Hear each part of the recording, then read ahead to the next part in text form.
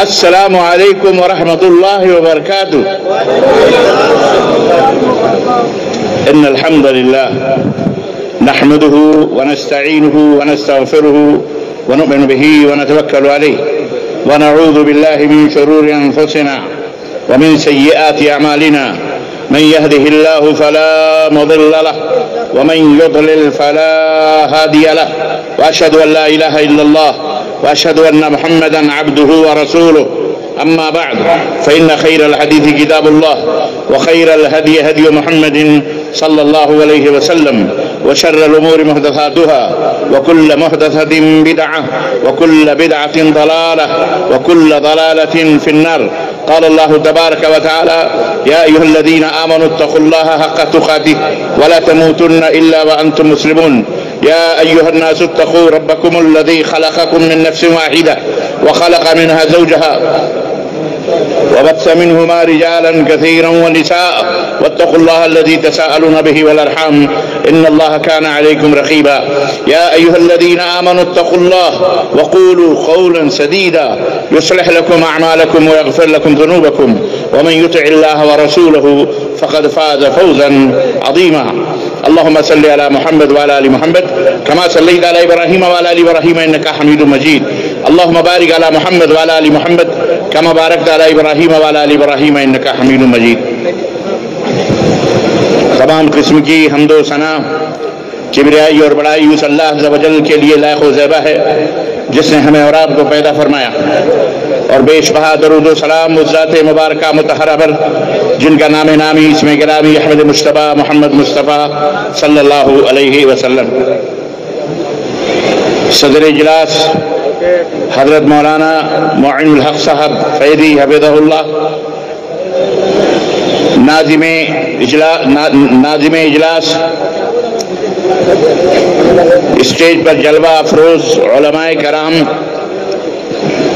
فضلاء اعظام، قائدین قوم ملت، سامعین اعظام، نوجوان دوستوں، بزرگوں اور بھائیوں اور قابل احترام اسلامی ماں اور بہنوں اور عزیز بچوں، فاطمۃ الزہرا للبنات کے زیر اہتمام بوریو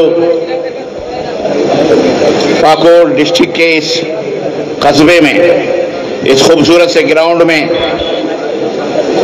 اس ادارے کے زیر اہتمام جو اجلاس منعقد ہوا ہے، آج اس اجلاس کا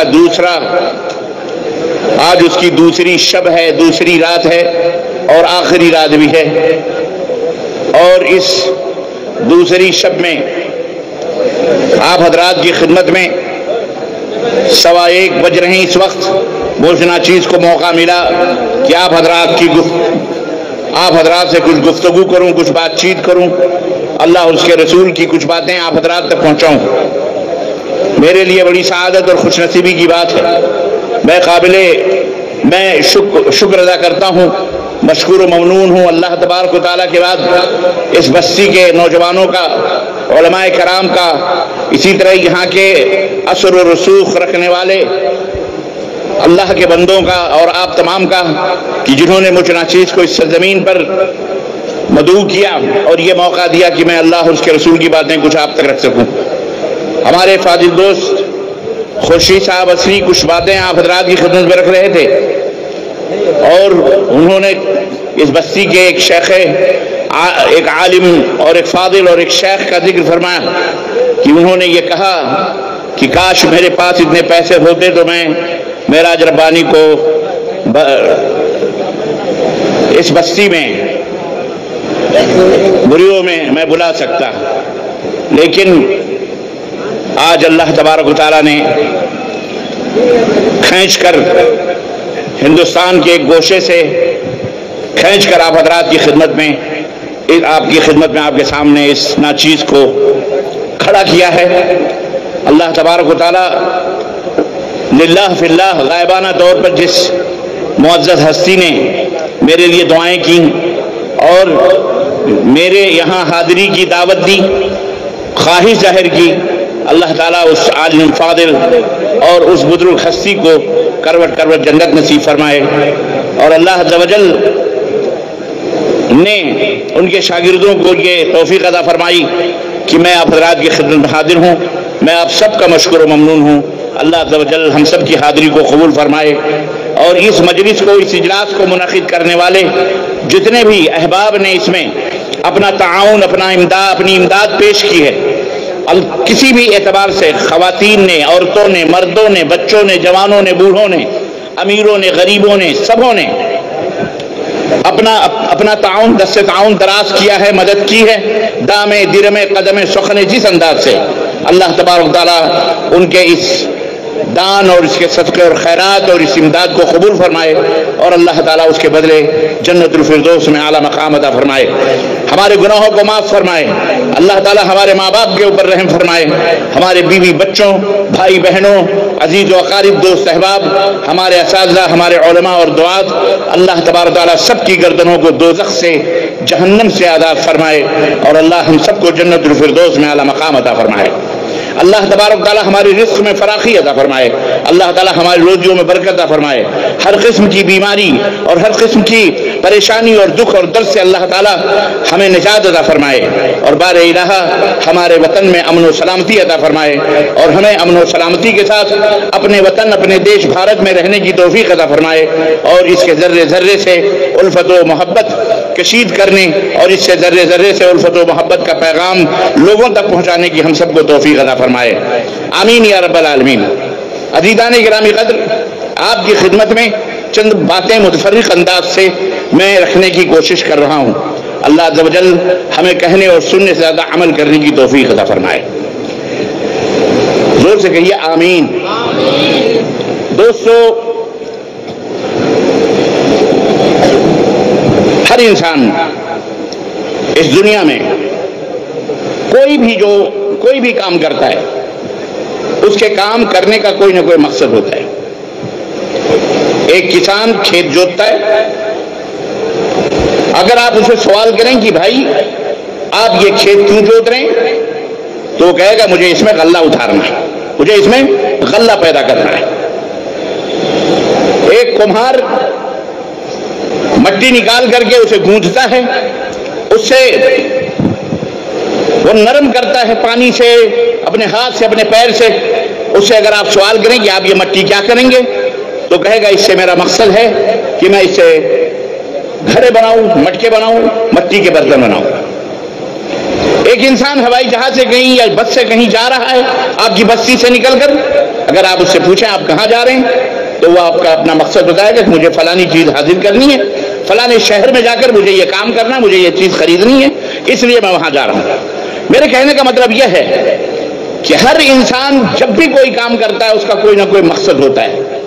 آپ یہاں تشریف لائیں، اگر آپ سے یہ پوچھا جائے کہ آپ اس گرمی میں، سخت گرمی میں، آپ یہاں اس پنڈال کے نیچے آئے ہیں، اس جلسے میں آئے، اجلاس میں آئے، کیوں آئے، کیا مقصد ہے آپ کے آنے کا، تو یقیناً آپ کا کوئی نہ کوئی مقصد ہے. ہر انسان اپنے مقصد سے کہیں یہاں آیا ہوا ہے. اس میں اکثریت ایسے لوگوں کی ہے جو یہ کہیں گے ہم اللہ اس کے رسول کی باتوں کو سننے کے لیے آئے، ہم اپنے علماء کو دیکھنے کے لیے آئے، اپنے مشائخ کا دیدار کرنے، ان کی باتوں کو سننے، اپنے ذہن، اپنے دماغ کو اللہ اس کے رسول کی تعلیمات سے روشن کرنے، اپنے دل کو سکون بخشنے کے لیے، اللہ کی باتیں سننے کے لیے، اللہ کا ذکر سننے کے لیے، اپنے گناہوں کی معافی کے لیے، اپنے رزق میں وسعت کے لیے میں یہاں حاضر ہوا ہوں، تاکہ اللہ تبارک و تعالی ہمارے گناہوں کو معاف فرما دے. غرض کہنے کا مطلب یہ ہے، ہر انسان اس دنیا میں کوئی نہ کوئی جو بھی کام کرتا ہے اس کا کوئی نہ کوئی مقصد ہوتا ہے. میں یہ مثال دے کر کے آپ کی خدمت میں یہ بات رکھنا چاہتا ہوں کہ آئیے ہم اس نقطے کے اوپر غور کریں. جب ہماری حرکت اور ہر چلت پھرت اور ہر کام کا کوئی نہ کوئی مقصد ہوتا ہے، تو کیا کبھی ہم نے غور کیا، کیا کبھی ہم نے اپنے گریبان میں منہ ڈال کر کے سوچا، کیا ہم نے کبھی خلوت و تنہائی میں اس بات پر غور کیا کہ یہ زمین جس نے بنائی ہے، سب سے پہلے کس نے بنائی، اور جس نے بنائی ہے اس زمین کو کیوں بنائی ہے؟ یہ آسمان کس نے بنایا اور کیوں بنایا؟ یہ سورج کس نے بنایا اور کیوں بنایا؟ یہ رات اور دن کا آنا اور جانا، اس کا کیا مقصد ہے؟ کس نے بنائی یہ چیزیں اور کیوں بنائی ہیں؟ ظاہر ہے اگر آپ سے سوال کیا جائے تو چونکہ آپ مسلمان ہیں، آپ کو یہ بات بچپن سے بتائی گئی، اپنے ماں باپ سے، اپنے اساتذہ سے، اپنے مسجد کے دروس اور خطبات سے، اپنے علماء سے آپ نے یہ بات سیکھی ہے کہ اللہ نے یہ زمین بنائی ہے۔ اس زمین کا بنانے والا کون ہے؟ بولو، اللہ ہے۔ اس آسمان کا بنانے والا کون ہے؟ اللہ ہے۔ ان ہواؤں کا بنانے والا کون ہے؟ اللہ ہے۔ ان فضاؤں کا بنانے والا کون ہے؟ اللہ ہے۔ یہ پہاڑ، یہ ندی، یہ نالے، یہ آسمان، یہ چاند، یہ سورج، یہ تمام سب گھاس اور پھوس، یہ سمندر، یہ دریا، ان سب کا بنانے والا کون ہے؟ اللہ ہے۔ آپ یہ کہو گے اللہ ہے، اللہ نے یہ تمام سب چیزیں بنائی ہیں۔ اللہ نے یہ چیزیں کس کے لیے بنائی ہیں؟ ظاہر ہے کہ آپ بے زبان ہو کر کے کہو گے اللہ نے یہ زمین، یہ آسمان، یہ چاند، یہ سورج ہر جاندار لوگوں کے فائدے کے لیے بنائی ہے کہ اس زمین کے اوپر چلیں، اس کو جوتیں، اس کے اندر اپنے گھر بنائیں، اس کے اوپر اپنے گھر بنائیں، اس سے فائدہ اٹھائیں، اپنی روزی اور اپنی زندگی کو گزاریں، اپنے معاش کو، اپنی زندگی کو آگے بڑھائیں۔ اللہ تبارک و تعالیٰ نے اسی لیے آسمان، زمین اور اسی طرح سورج اور اسی طرح چاند اور اسی طرح تمام سب ایک مقصد ہے۔ اس سورج کے بنانے کا بھی مقصد ہے، چاند کے بنانے کا بھی مقصد ہے، یہ رات اور دن کا آنا جانا یہ بھی اللہ تبارک و تعالیٰ نے بتایا ہے۔ وَجَعَلْنَا النَّهَارَ مَعَاشًا وَجَعَلْنَا اللَّيْلَ لِبَاسًا، اللہ نے رات کو سونے کے لیے بنایا ہے، دن کو روزی کمانے کے لیے بنایا ہے۔ اللہ نے چاند اور سورج کو روشنی کے لیے، وہ بہرحال کی تفصیلات اللہ تعالیٰ نے قرآن کریم میں بیان فرما دی ہر چیز کا۔ تو یہ زمین اور یہ آسمان، یہ تمام سب چیزیں اللہ نے کسی نہ کسی مقصد سے بنائیں۔ اب یہ تمام سب چیزیں واضح ہو گئیں کہ کسی نہ کسی مقصد کے تحت اللہ نے یہ تمام سب چیزیں بنائی ہیں۔ ایک ذرہ، ایک مکھی یا ایک پرندہ، یہ جو گھٹنے ہمارے سامنے باریک سے جناب ایروپلین جو ہمارے سامنے گھوم رہے ہیں بغیر کسی ایندھن کے، بغیر کسی پیٹرول کے، بغیر کسی فیول کے، ہمارے دائیں بائیں یہ جو گھوم رہے ہیں، جسے ہم دیکھ رہے ہیں، ان پرندوں، ان فلائٹوں کو، ان جہازوں کو کس نے بنایا ہے؟ بولو، یہ کہاں پیٹرول لینے جاتے ہیں، یہ کہاں فیول لینے جاتے ہیں؟ اللہ تبارک تعالیٰ نے بنایا ہے۔ اللہ کتنا بڑا خالق ہے، کتنا بڑا مالک ہے کہ اللہ نے ہمیں پیدا کیا پانی کے قطرے سے، پانی کے بوند سے ہم کو پیدا کیا۔ جو ہمارے باپ کے پیٹ سے نکلا وہ بوند، پانی کا قطرہ نکلا، ماں کے پیٹ میں گیا، اور 9 مہینے کے بعد ایک حسین اور خوبصورت شکل میں ہم پیدا ہو گئے۔ گھروں میں خوشیاں مچ گئیں کہ بیٹا پیدا ہوا یا بیٹی پیدا ہوئی، خوبصورت چاند جیسی بیٹی آئی ہے یا چاند جیسا بیٹا آیا۔ اس ماں کے پیٹ میں، اس مشین میں، جو ایک مشین کی طرح ایک ڈائی مشین ہے جناب علی، اور ایک را میٹیریل باپ کے طرف سے ماں کی پیٹ میں جاتا ہے، اور وہاں ایک خوبصورت سا بچہ پیدا ہو کر کے 9 مہینے کے بعد باہر نکلتا ہے۔ یہ کس نے بنایا ہے؟ ماں نے بنایا۔ کیا باپ کا اس کے اندر کوئی کرشمہ ہے؟ بولو، کسی کی کوئی محنت نہیں ہے، کسی کی کوئی اس کے اندر بناوٹ نہیں ہے۔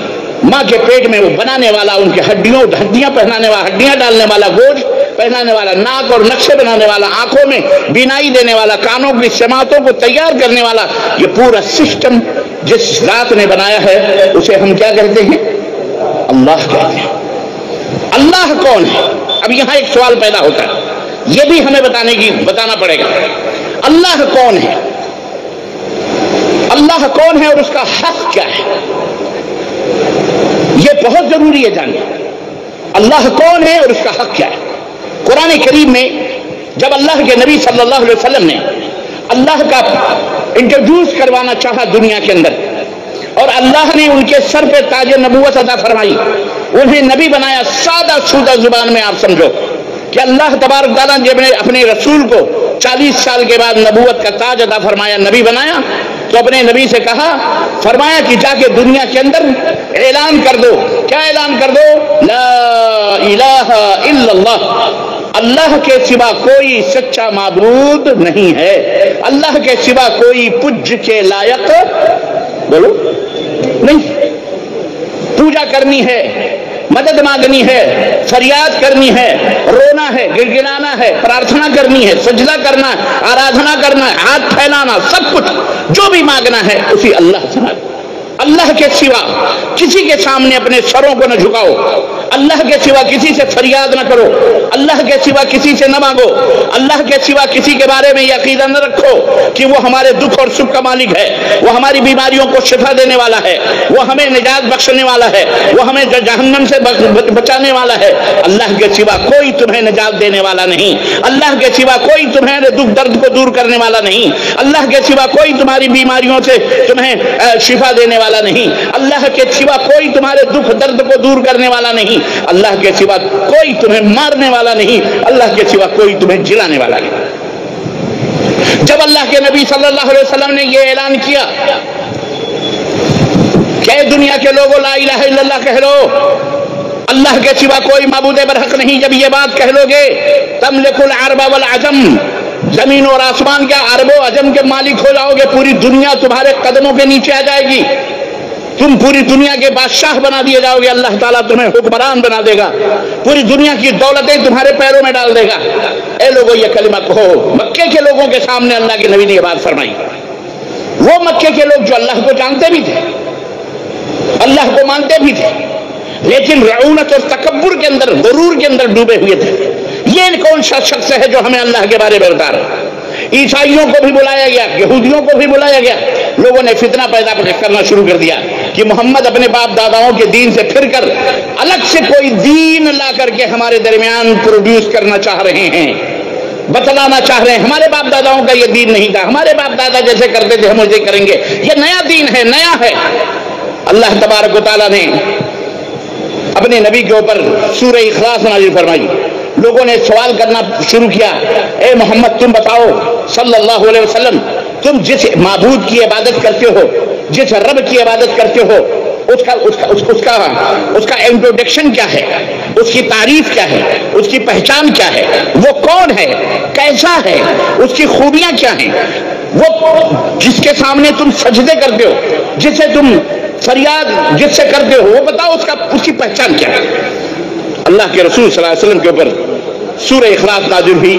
اللہ کے نبی سے اللہ رب العزت نے فرمایا قل اے میرے حبیب کہہ دو هو اللہ الاحد، جس اللہ کے بارے میں جس کا پریچے تم مانگ رہے ہو، جس کا انٹروڈکشن تم مانگ رہے ہو، جس کا تعارف تم چاہ رہے ہو، قل هو اللہ احد، اے نبی آپ کہہ دو وہ کون ہے، وہ اللہ ایک ہے۔ نمبر ایک، جس اللہ کی ہم پوجا کرتے ہیں، جس اللہ کی ہم عبادت کرتے ہیں، وہ کون ہے؟ بولو، 2 ہے، 3 ہے، 4 ہے، 5 ہے، 10 ہے، 100 ہے، کروڑ ہے؟ ہرگز نہیں۔ وہ کون ہے؟ ایک، وہ اللہ ایک۔ اس کے گن کیا ہے، اس کی خوبی کیا ہے؟ اللہ الصمد، وہ اکیلا ہے، ایک ہے، اور وہ ایسی ذات ہے جو کسی کی محتاج نہیں، وہ اللہ کسی کا محتاج نہیں، اسے نہ بھوک لگتی ہے، نہ اسے اونگ آتی ہے، نہ اسے نیند آتی ہے، نہ اسے موت آئے گی، نہ وہ کھانا کھاتا ہے، نہ وہ پانی پیتا ہے، بلکہ وہ سب کو کھلاتا ہے، وہ سب کو پلاتا ہے۔ وہ الرزاق ذو القوۃ المتین، وہ روزی دینے والا ہے، سب کو مارنے والا، جلانے والا، شفا دینے والا، سب کو سکھ اور چین دینے والا، دکھ درد کو دور کرنے والا، وہ اللہ ہے، اللہ الصمد، جو تمہاری پوجا، تمہاری عبادتوں کا محتاج نہیں ہے، تمہارے دان دکشنوں کا محتاج نہیں ہے، نہ تمہاری عبادت کرنے سے اس کا رتبہ بلند ہوتا ہے، اور نہ ہی اس کو گالی دینے یا اس کے انکار کرنے سے اس کا رتبہ چھوٹا ہوتا ہے، ہرگز نہیں۔ اس کی ذات میں کوئی فرق پڑنے والا نہیں ہے، اللہ الصمد، وہ کسی کا محتاج نہیں ہے۔ اور سنو، نمبر 3، لم یلد، وہ کسی سے پیدا نہیں ہوا ہے۔ اللہ اکبر۔ ہم جس اللہ کی پوجا کرتے ہیں، جس اللہ کی عبادت کرتے ہیں، اس کی پہچان، اس کی حقیقت کیا ہے؟ لم یلد، وہ کسی سے پیدا نہیں ہوا ہے، اس کا کوئی نہ باپ ہے، نہ کوئی اس کی ماں ہے، نہ ولم یولد، اور نہ ہی اس سے کسی نے جنم لیا ہے، نہ وہ کسی کا باپ ہے، نہ اس کے کوئی ماتا ہے، نہ اس کی کوئی پتا ہے، نہ اس کی کوئی آل ہے، نہ اس کی کوئی اولاد ہے۔ लम यलिद वलम यूलद। नंबर 4 वलम यकुल लहू कुफुवन अहद, और ना ही उसके बराबर कोई जात है। कोई तुम्हारी नजर में कितना बड़ा हो जाए, वो अल्लाह उससे भी बड़ा है।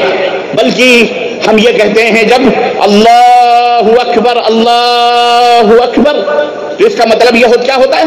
अल्लाह सबसे बड़ा है, अल्लाह सबसे बड़ा है, अल्लाह सबसे बड़ा है।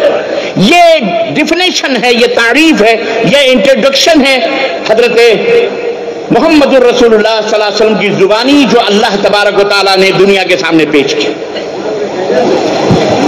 अब ये एक बात ये भी समझ में आई, ये जमीन किसने पैदा किया? अल्लाह ने। अल्लाह कौन है उसके बारे में आपने मालूमात हासिल की, अल्लाह ये है। आपसे अगर पूछे कोई शख्स, मेरे बच्चों, मेरी माओ, मेरे बहनों, मेरे बेटियों और मेरे बुजुर्गों, मेरे दोस्तों, मेरे उलमा हजरात, तलबा हजरात, ये बहुत अहम बात मैं आपकी खिदमत में रखना चाहता हूँ। बहुत सारे हमारे मुसलमान भाई अपने रब का इंट्रोडक्शन नहीं करवा पाते, तारुफ नहीं करवा पाते, अपने रब की तारीफ दुनिया के सामने नहीं कर पाते अच्छी तरह से। कुल हु अल्लाहु अहद याद है सबको, कुल हु अल्लाहु अहद अल्लाहु समद लम यलिद वलम यूलद वलम यकुल लहू कुफुवन अहद। बच्चे बच्चे को याद है, इसका तर्जमा भी बच्चे बच्चे को बता दिया जाए, समझा दिया जाए, उर्दू के अंदर, हिंदी के अंदर, अंग्रेजी के अंदर, संथाली के अंदर, मराठी के अंदर, दुनिया की तमाम जुबानों में अल्हम्दुलिल्लाह इसका तर्जमा, इसका ट्रांसलेट मौजूद है।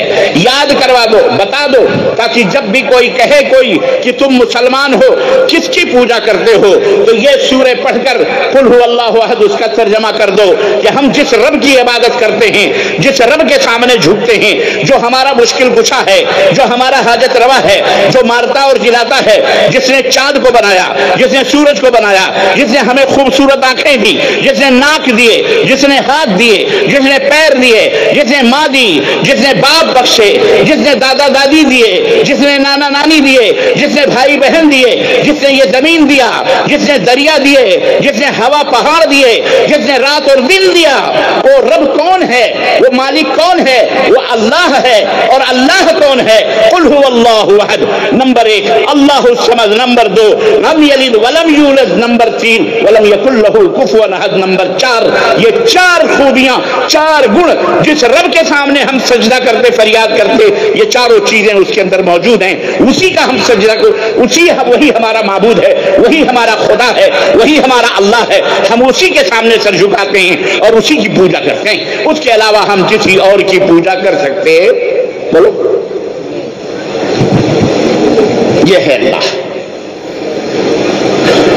आइए, बात वक्त हमारे पास बहुत कम है, हमारे पास भी 2 मुकर्रीर मौजूद हैं, मैं उनका हक भी नहीं लूंगा और अपना हक भी नहीं छोड़ूंगा।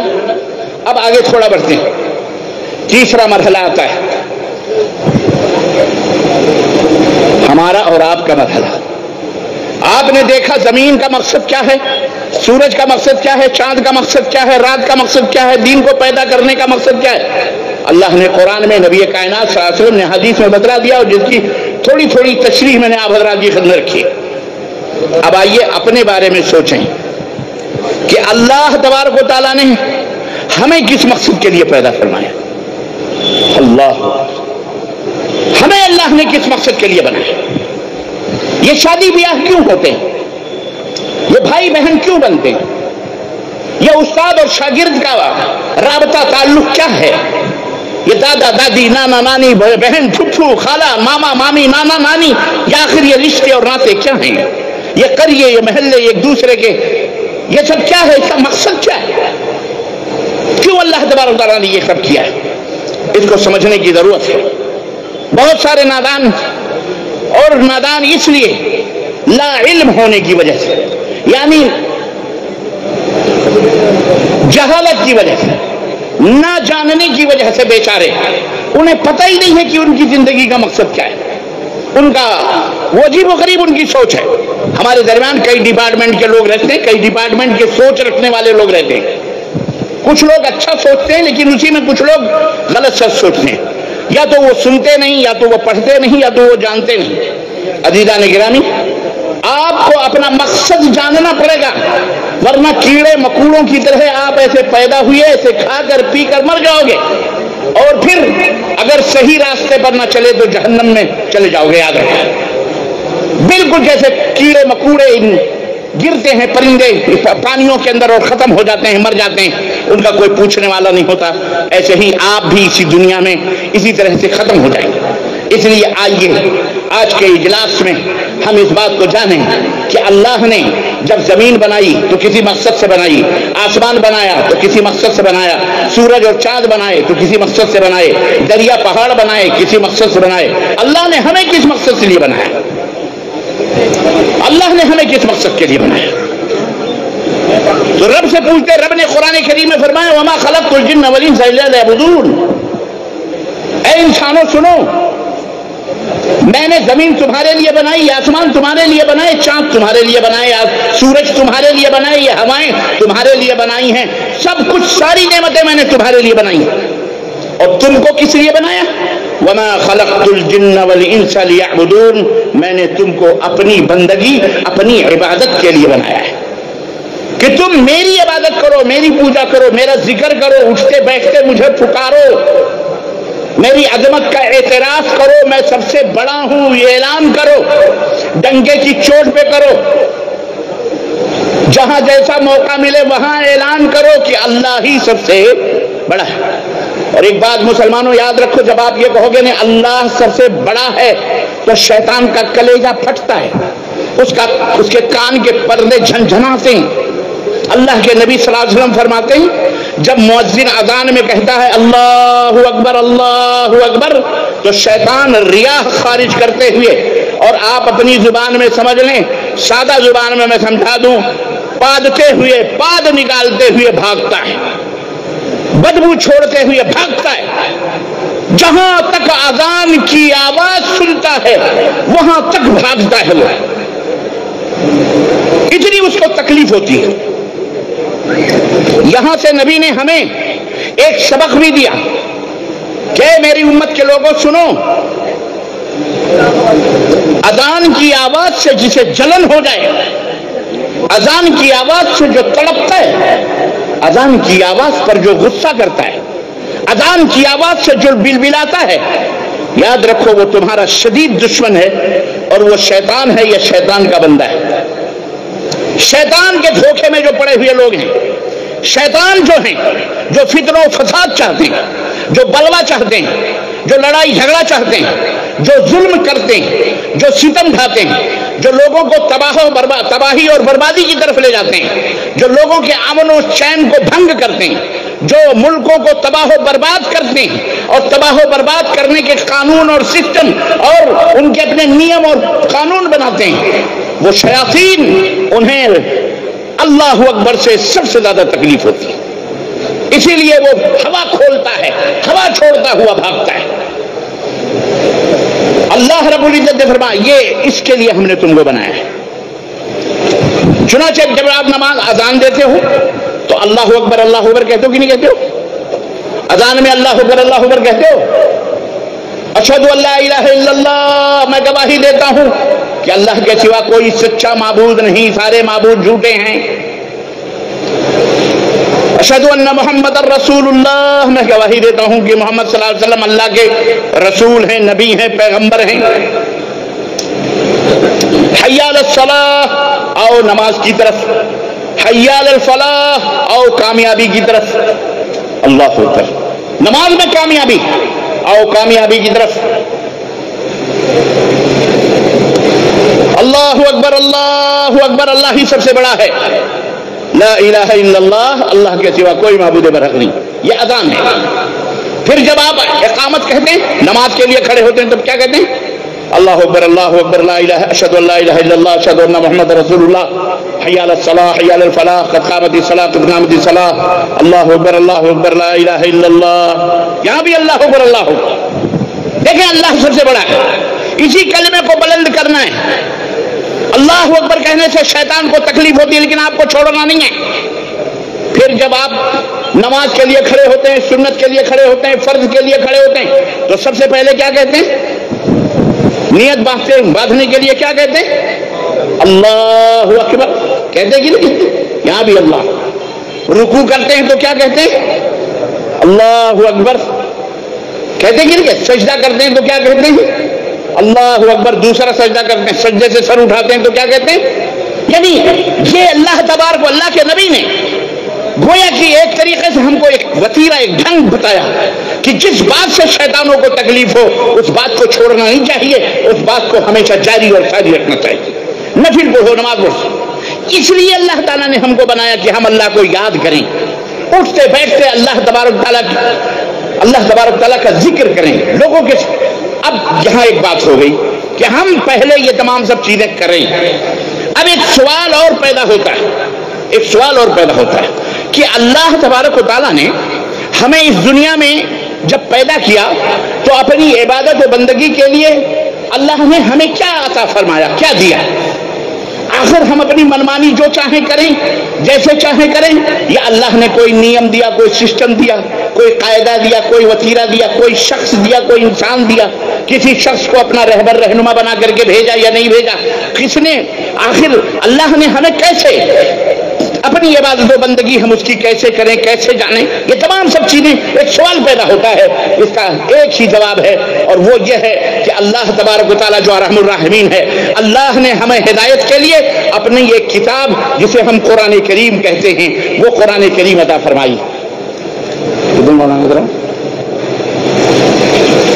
یہ قرآن کریم جسے ہم کلام اللہ کہتے ہیں, قرآن مجید کہتے ہیں, اللہ عز و جل نے یہ قرآن کریم عطا فرمائی اور اس قرآن کریم کو پوری دنیا کے لیے ہدایت کا ذریعہ بنائی. یہ صرف مسلمانوں کے لیے نہیں ہے, یہ بات اچھی طرح سے آپ اپنے ذہن و دماغ میں بٹھا لیں. یہ پوری دنیا کے انسانیت کے لیے ہے, یہ انسانیت کی کامیابی اور فلاح کے لیے ہے. یہ کتاب امن و شانتی پیدا کرنے والی کتاب ہے. یہ کتاب ظالموں کو ان کیفر کردار تک پہنچا دیں کہ نیم اور سسٹم بتانے والی کتاب ہے. یہ ظلم و ستم کرنے والوں کو ختم کرنے والی کتاب ہے. یہ ظلمت و تاریکیوں کو مٹانے والی کتاب ہے. اس میں سارے دنیا کے انسانیت کے لیے ہدایت ہے, اس میں اللہ کا پریچے ہے, اس میں انسان کی ہدایت کا کیمیا موجود ہے, اس میں اللہ تبارک و تعالیٰ کی وہ باتیں موجود ہیں جو سب کا خالق و مالک ہے, جن باتوں پر عمل کر کے آپ اللہ کو راضی کر سکتے ہیں, خوش کر سکتے ہیں. اس میں جنت کا ذکر ہے, اس میں جہنم کا ذکر ہے, اس میں اللہ کے اس کتاب سے منہ موڑنے والوں کے لیے جناب عالی ہلاکت و تباہی کی بشارتیں اور خوشخبریاں ہیں.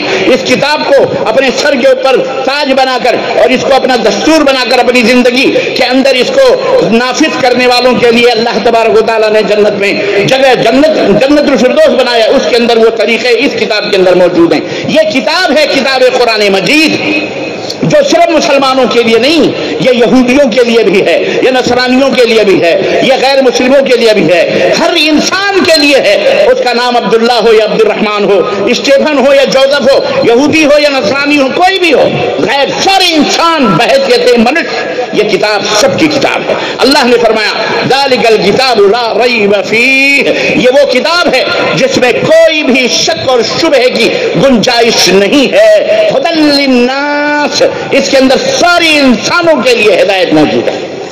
یہ وہ کتاب ہے, یہ اللہ نے ہمیں عطا کی ہے, آپ کو عطا کی ہے, مسلمانوں کو عطا کی ہے. کس لیے عطا کی ہے؟ اس کتاب کو اللہ نے کس لیے دیا ہے اور کس لیے آپ کو حکم دیا گیا کہ اس کتاب کو پڑھو, اس کے مطابق زندگی گزارو؟ اللہ تبارک و تعالیٰ نے اس کتاب کو کیوں بخشا ہمارے درمیان؟ ابھی میں نے بتایا ساری خوبیاں اور ساری اچھائیاں اس کے اندر موجود ہیں. جو اس کے مطابق زندگی گزارے گا وہ امن پائے گا, جو اس کے مطابق زندگی نہیں گزارے گا اس کا مقدر ہلاک و تباہ ہونا ہے, جہنم میں جانے والا ہے, اسے برباد ہونا ہے. تو اللہ تبارک و تعالیٰ نے یہ کتاب ہمیں عطا فرمائی تاکہ ہم اس کو خود پڑھیں, اس کو خود سمجھیں. یہ اللہ کا لیٹر ہے, یہ اللہ کا پیغام ہے, یہ اللہ کا رسالہ ہے, یہ اللہ کی کتاب ہے. اس کو ہم حرف حرف, لائن لائن, سطر سطر پڑھیں, یاد کریں, اس کے معنی مطلب کو پڑھائیں, سمجھائیں. اللہ نے ہمیں اس مقصد کے لیے پیدا کیا تاکہ ہم خود پڑھ کر اس کے اوپر عمل کریں اور اس کے بعد لوگوں کو اس کی طرف دعوت دیں, لوگوں کو بلائیں. اب سمجھ میں آیا آپ کو آپ کا مقصد کیا ہے؟ آپ کے اس سنسار میں رہنے کا مقصد صرف کھیت جوتنا نہیں, صرف ہل بیل چلانا نہیں, صرف فصل اگانا نہیں, صرف نوکری چاکری اور ادھر ادھر ہیرا پھیری کرنا نہیں, صرف شادی بیاہ اور بچے پیدا کرنا نہیں. آپ کی زندگی کا مقصد صرف پڑھنا, بڑے بڑے ڈگریاں لینا نہیں. آپ کے زندگی کا مقصد یہ ہے کہ اللہ تبارک و تعالیٰ کے بندے نیک اور صالح بندے بن جاؤ. اللہ نے اسی کتاب کے اندر آخری دین نازل فرمایا. آخری دین. آخری دین کون سا دین ہے؟ بولو مسلمانوں، ہمارا دین کیا ہے؟ بولو اسلام ہے. یہ قیامت تک رہنے والا دین ہے. حضرت آدم علیہ السلام سے لے کر یہ دین چلا اور ہمارے آخری نبی حضرت محمد الرسول اللہ صلی اللہ علیہ وسلم کے ہاتھوں یہ دین مکمل ہو گیا. اب اس دین میں، اس اسلام میں کوئی کمی اور بیشی نہیں ہے. الحمدللہ یہ دین کامل اور مکمل اللہ نے ہمیں عطا فرمایا اور ہمیں حکم دیا کہ ہم اس کے مطابق اپنی زندگی گزاریں. اللہ نے ہمیں اپنی زندگی گزارنے کا طریقہ اس کتاب کے اندر رکھا اور اس کتاب کو سمجھانے کے لیے اللہ عز و جل نے اپنے پیارے نبی حضرت محمد الرسول اللہ، زور سے کہو صلی اللہ علیہ وسلم کو اس دنیا میں مکے کے اندر پیدا فرمایا. مدینے کے اندر ہجرت کی آپ نے اور وہیں آپ کی وفات ہوئی.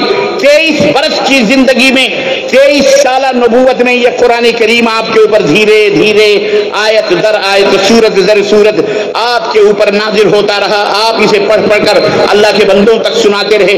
23 ایئرس میں یہ کتاب اللہ کے نبی کے اوپر نازل ہوئی اور یہ اس طرح سے ایک جلد میں پوری دنیا کے لیے تیار کر دی گئی. اللہ کے بندوں نے تیار کی اور اللہ کے بندوں تک اسے پہنچایا گیا اور الحمدللہ آج تک یہ کتاب حرف حرف، سطر سطر، لائن لائن، نقطہ در نقطہ اللہ کے فضل و کرم سے محفوظ ہے. کسی نے اس کے اندر ذرہ برابر بھی نہ کمی کی ہے نہ بیشی کی ہے. اللہ نے اس کی حفاظت کی خود ذمہ داری لیتے ہوئے فرمایا انا نحن نزلنا الذکر وانا لہ لحافظون. اس کتاب کی کو ہم نے نازل کیا ہے اور اس کتاب کی حفاظت ہم کریں گے. عزیزان گرامی، اب آپ سوچئے کہ آپ مسلمان بنے. مسلمان آپ کہلاتے ہو اپنے آپ. آپ مسلمان کیوں کہلاتے ہو؟ آپ کیوں مسلمان ہیں یہ بتائیں. آپ کہہ دو نا ہم مسلمان ہیں. آپ کے وجود سے فائدہ کیا ہے؟ زمین اپنا فائدہ دے رہی ہے، آسمان اپنا فائدہ دے رہا ہے، سورج اللہ نے جس مقصد کے لیے پیدا کیا آج بھی الحمدللہ روشن ہوتا ہے، پورب سے نکلتا ہے، پچھم میں ڈوبتا ہے. رات اپنے وقت پر آتی ہے، دن اپنے وقت پر آتا ہے. سب چیزیں الحمدللہ وقت پہ چل رہی ہیں دنیا کے اندر. آپ کیوں پیدا کیے گئے؟ یعنی آپ کو اللہ تبارک، آپ نے جو اسلام، آپ مسلمان ہیں. اپنے آپ کو کہہ دو نا ہم مسلمان ہیں. کہہ دو کہ نہیں کہہ دو بھائی؟ اگر آپ سے کوئی، آپ کا برادر وطن، آپ کا امریکن کوئی دوست، چائنا کا کوئی دوست، جاپان کا کوئی ساتھی، چائنیز جاپانی، اگر آپ سے یہ پوچھے کہ بھائی میرے آپ مسلمان کیوں ہیں، تو آپ کا کیا جواب ہے؟ اس لیے کہ آپ ٹوپی لگاتے ہو. جیسا کہ آپ کو بتایا گیا، لوگوں کے سامنے یہ بتا دیا جاتا ہے جو ٹوپی لگائے وہ مسلمان. حالانکہ یہ بات جھوٹ ہے. آپ سے، ہم سے زیادہ ٹوپی مہاراشٹرا میں بہت سارے بیچارے وہ پہنتے ہیں جو نان مسلم ہیں، جو مسلمان نہیں ہیں، مراٹھی لوگ ہیں. پہنتے کہ نہیں پہنتے؟ آپ کو یہ بتایا گیا کون ہے بھائی آپ مسلمان کیوں ہیں؟ اس لیے کہ آپ داڑھی رکھتے ہو. آپ سے زیادہ لمبی لمبی داڑھیاں پنجاب کے سکھوں کی ہیں، ہمارے بھارت کے سادھوؤں کی، کئی میٹر کی داڑھیاں رکھتے. بولو رکھتے کہ نہیں؟ یہ کس نے بتا دیا کہ جو داڑھی رکھے وہ مسلمان ہے، جو ٹوپی پہنے وہ مسلمان ہے، کرتا پجامہ پہنتے ہیں، اچھا جو پینٹ شرٹ پہنے وہ مسلمان نہیں؟ یہ عجیب و غریب پہچان بتائی گئی. آپ مسلمان ہیں تو کیوں ہیں؟ اگر کوئی آپ کا بھائی دوسرے ملکوں کا آدمی اگر آپ سے سوال کرے تو آپ کے پاس اس کا جواب کیا ہے؟ کیا آپ مسلمان ہیں کیوں ہیں؟ اللہ نے اس اسلام کو اس دنیا میں کیوں بھیجا؟ اسلام ایک دین ہے کہ نہیں دین ہے؟ بولو. آپ اس کے فالوورز ہیں، آپ اس کے اوپر جان نچھاور کرنے والے ہیں، آپ اس کے خلاف کسی کی بات نہیں سننے والے ہیں. آپ اسلام سے دل و جان سے بھی زیادہ محبت کرتے ہیں. آپ کے رگوں میں اسلام دوڑ رہا ہے، پھر رہا ہے، اس کی محبت آپ کے دل و دماغ کے اندر ہے. لیکن اگر آپ سے کوئی پوچھے کہ آپ مسلمان کیوں ہیں، اس کا کیا کریں؟ بہت سارے مسلمان اگر پوچھا جائے یہی کہیں گے ہم اس لیے کہ ہمارے ابا مسلمان تھے، ہمارے دادا مسلمان تھے. ہم مسلمان گھر میں پیدا ہوئے اس لیے کہ ہمارا نام عبداللہ عبد الرحمن ہے، ہمارا نام مسلمانوں جیسا ہے، اس کا نام کرسچنوں جیسا ہے، اس کا نام عیسائیوں جیسا ہے، اس کا نام یہودیوں جیسا ہے، اس لیے وہ یہودی ہے، اس لیے ایسا بہت سارے ایسے نام ہوتے ہیں جو مشترک ہوتے ہیں۔ آپ کا بھی نام منا ہے، دوسرے کا بھی نام منا ہو سکتا ہے جو نان مسلم ہے کہ نہیں؟ آپ کا بھی نام کلو ہے، دوسرے کا بھی نام کلو ہو سکتا ہے جو نان مسلم ہے۔ آپ کا نام عبد الرحمن ہے، نبی کے زمانے میں عبد الرحمن ابن جدعان کفار مکہ میں ان کا بھی نام عبد الرحمن تھا۔ الغرض نام سے بھی ایک سوال ہے، اس کو سمجھو، اس کو جانو اور اس کے مطابق اپنی زندگی کو گزارو۔ میں پہنچ رہا ہوں بالکل آخری مرحلے میں۔ آپ مسلمان کیوں ہیں؟ اللہ اکبر میرے بھائیوں، میرے مسلمان دوستوں، بیدار ہو کر میری ماؤں بہنوں تم بھی سنو کہ آپ مسلمان کیوں ہیں، اسلام کا مقصد کیا ہے، اسلام لانے کا مقصد کیا ہے آپ کا، آپ کیوں مسلمان ہو گئے، کیوں مسلمان ہو گئے؟ اللہ اکبر، مقصد کیا ہے؟ آپ مسلمان کیوں کہلاتے ہیں؟ یہ بہت اہم بات ہے، اس لیے میں اسے بار بار دہرا رہا ہوں۔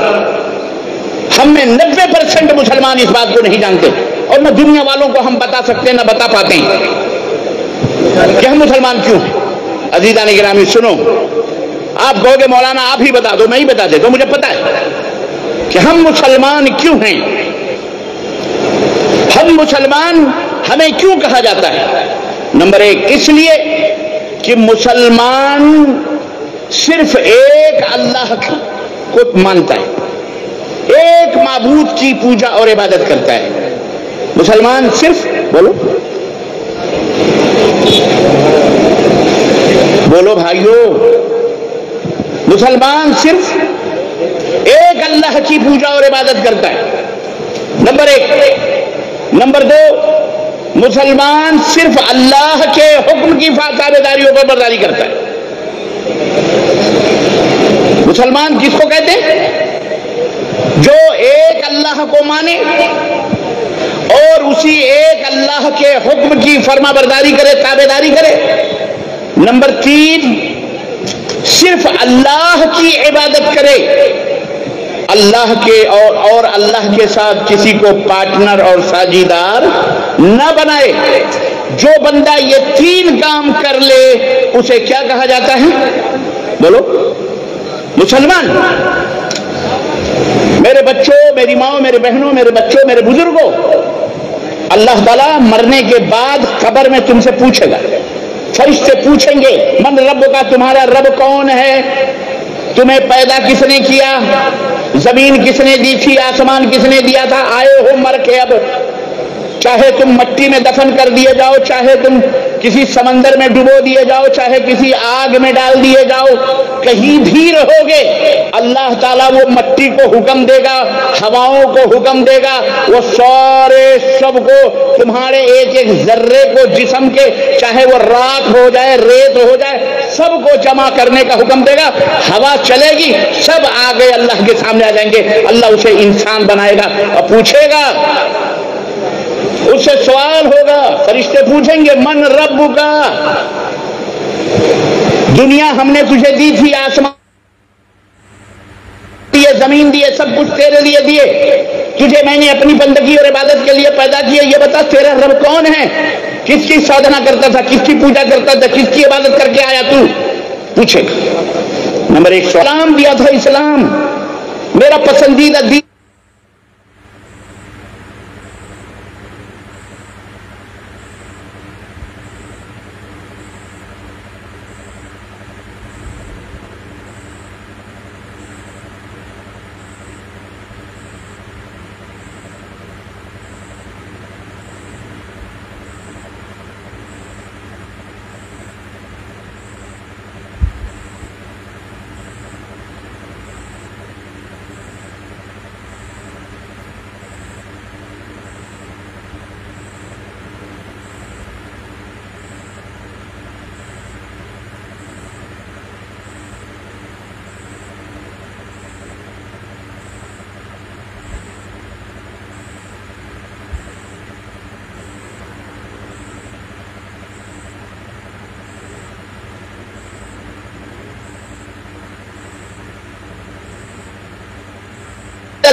اللہ کی عبادت کرتے ہیں اللہ کے سوا، اللہ کے ساتھ کرتے ہیں اللہ کے سوا، اللہ کے ساتھ کسی کو ساجیدار یا شریک اور پارٹنر بولو نہیں بنے.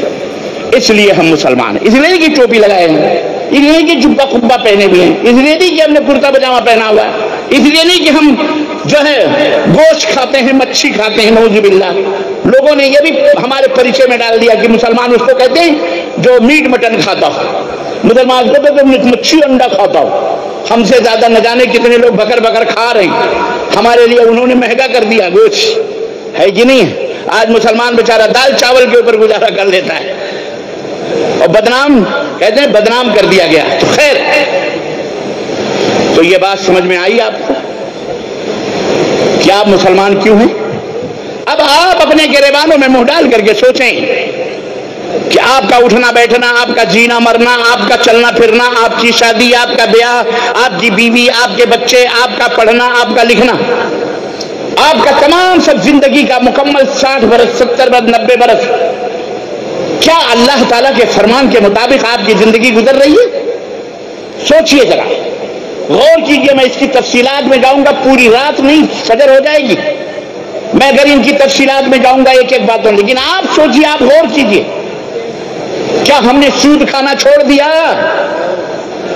بولیے ہاں یا نہیں؟ اللہ نے فرمایا فَأَذَنُوا حَرْبًا مِّنَ اللَّهِ وَرَسُولِهِ، جو سود کھاتے ہیں وہ اللہ اس کے رسول سے ان کے لیے اعلان جنگ ہے. اپنی سگی ماں سے زنا کرتا ہے وہ شخص جو سود کھاتا ہے، سگی ماں سے بلاತ್ಕಾರ کرتا ہے وہ. آپ نے سود چھوڑا؟ اللہ نے فرمایا، اللہ کے نبی نے فرمایا من اخذ شبرا من الارض ظلما، جس کسی انسان نے کسی بھائی کی اپنے یا کسی انسان کی ایک بالشت زمین بھی ظلم کے لے لی ہے، قیامت کے دن اس کو 7 زمینوں کا طوق اس کی گردن میں لٹکایا جائے گا اور اللہ کے سامنے حاضر کیا جائے گا. کیا ہم نے لوگوں کے اوپر ظلم کرنا چھوڑ دیا؟ کیا ہم نے قتل و غارت گری چھوڑ دی؟ کیا ہم نے جھوٹ بولنا چھوڑ دیا؟ کیا ہم نے خیانت کرنا چھوڑ دیا؟ کیا ہم نے زنا کرنا چھوڑ دیا؟ کیا ہم نے بلاತ್ಕಾರ بدکاری کرنا چھوڑ دی؟ ہم نے نشہ آور گولیاں کھانا شراب پینا چھوڑ دیا؟ یہ سب اسلام منع کرتا ہے، اسلام کے اندر یہ سب حرام ہے. کیا ہم نے ایک دوسرے کے اوپر ظلم کرنا چھوڑ دیا، ستم کرنا چھوڑ دیا؟ کیا ہم نے اپنی بیویوں کا حق ادا کیا؟ کیا ہم نے اپنی بیٹیوں کا حق ادا کیا؟ کیا ہم نے اپنے بچوں کی بہترین تربیت کی؟ کیا ہم نے پورے قرآن کی تعلیم حاصل کی؟ کیا ہم نے قرآن کو سطر لفظ لفظ پڑھا، اس کے ترجمے کو جانا اور بوجھا؟ کیا ہم نے اللہ کے دین کی مدد کے لیے کوئی کام کیا؟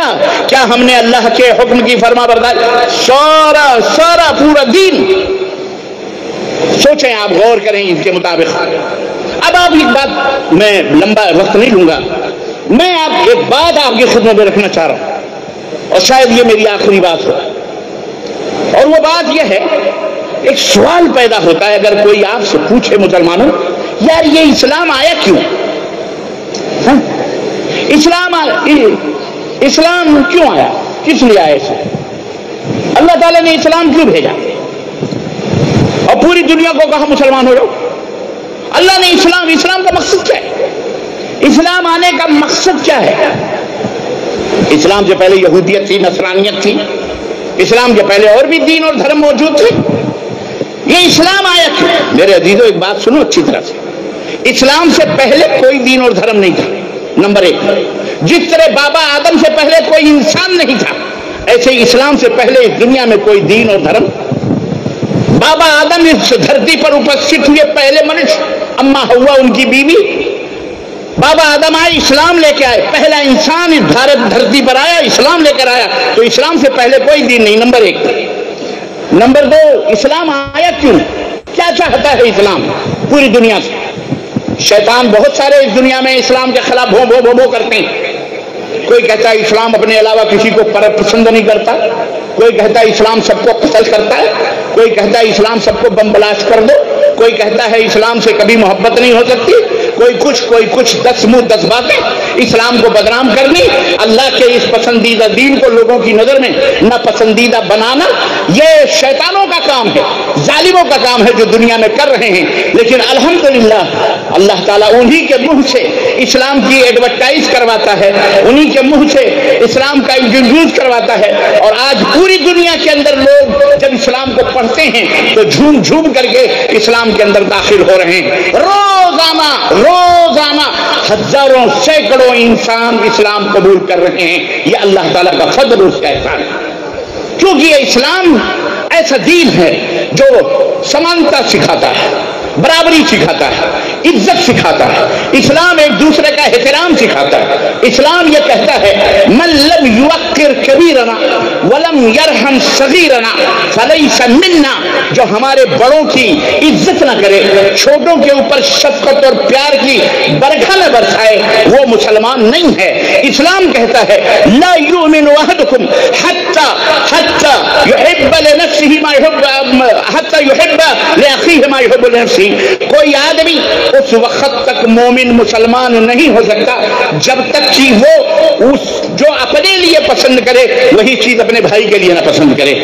یہ اسلام کا پیغام ہے۔ اسلام کہتا ہے اسلم تسلم، اسلام لے آ جاؤ، اسلام لے آؤ، امن میں آ جاؤ گے، سلامتی میں آ جاؤ گے، اسلام لے آؤ، اللہ تعالیٰ کے محبوب بندے بن جاؤ گے، اسلام لے آؤ، کائنات کے بنانے والا تم سے محبت کرنے لگے گا، اسلام لے آؤ، نجات پا جاؤ گے، اسلام لے آؤ، مکتی پا جاؤ گے، اسلام لے آؤ، آزادی پا جاؤ گے، اسلام لے آؤ، بندوں کی غلامی سے چھٹکارا مل جائے گا، مسلمان بن جاؤ، اللہ تعالیٰ کے محبوب بندے بن جاؤ گے، اسلام کی تعلیمات پر عمل کرو۔ اسلام نے کہا شادی بیاہ کرو، اسلام نے کہا زنا حرام ہے، زنا کرنے والا خلاص ہے، اللہ کا بدترین بندہ ہے، اسلام نے کہا اس کے لیے شادی کرو، بیاہ کرو، اور اگر تمہیں ایک عورت پر تم کو اگر تسلی نہیں ہوتی ہے تو 2 کرو، 3 کرو، 4 کرو، لیکن سماج کے اندر زنا کاری اور بدکاری نہ کرو، اس سے نسلیں خراب ہوتی ہیں، فتنہ پیدا ہوتا ہے، اس سے فساد پیدا ہوتا ہے،